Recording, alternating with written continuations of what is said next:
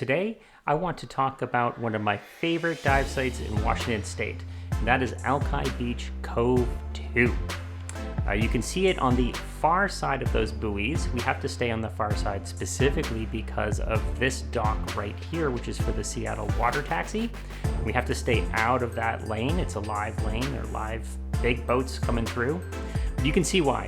Not only is it beautiful underwater, but you get this amazing view up above water. You can't beat it. So there are outdoor showers in the summertime, year-round public bathrooms, and both on-street parking and this 2-hour parking lot.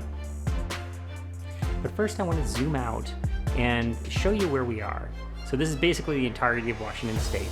My cursor is circling Seattle right now, and as I zoom in, you'll see Alki Point here, sort of opposite Seattle, and that dotted line is the water taxi that goes to Seattle. We've got the bathroom and shower that I just circled, the parking lot, and then there's an entrance up north and an entrance down south to the beach by the on-street parking. From the parking lot, entrance is pretty easy. You just walk over the berm, down these steps, and down the hill and into the water. Now note, this is filmed on a very low tide, so generally the water is up much higher and you don't have as far to go. If you do not want to walk down a steep hill, dive it on high tide. Here's the other entrance from the on-street parking section. Again, you've got that steep hill to go down, kind of rough stuff. But man, look at that view. It is just so awesome to see this when you go diving. Washington Scuba Lines just put in this buoy here to descend on. Just a reminder that those yellow buoys mark the edge of the park.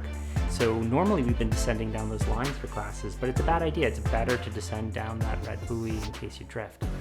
Now below those yellow buoys, there's this boundary line here that marks the end of the park. You'll see one of the buoys is anchored right here.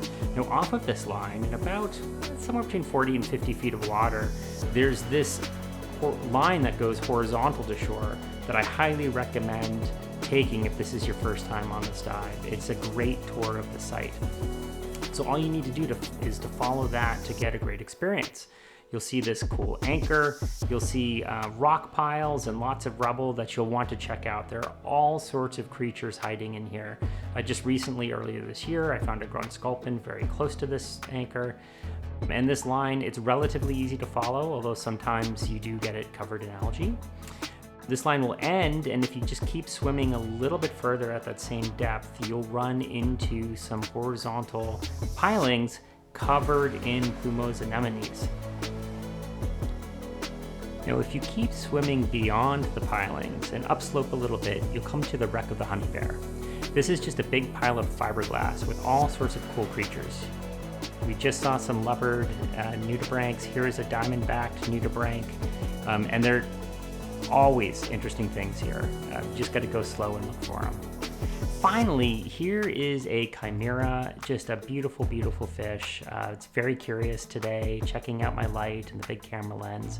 But note how much silt these little fins are kicking up. And this is one of the dangers of this site. So there is almost no current ever. And as a result, there's a lot of silt. And if these little fins can kick up so much silt, imagine what your fins will do. Be really aware as you're swimming to keep your fins off the bottom and maybe stay a few feet above the bottom yourself to leave it a nice sight for everyone. Other things to know, again, remember that the water taxi needs that space on the other side of those green buoys, so do not cross those buoys. And finally, it can be a pain to walk up and down these rocks. My feet, just without any weight, were slipping as I was walking down them. If you're unsteady on your feet, dive this on a high tide or take your gear off when you get down to the bottom and just schlep it up afterward. Where to eat is an easy one. Marination, no brainer. It's delicious food. There's a steady stream of people going in and out of this whenever it's open. I've never had a bad meal. And you get the bonus of sitting at the very dive site you just went to with your buddy, where you can recap the dive, talk about all the amazing things you saw, and maybe get some other folks interested in diving as well.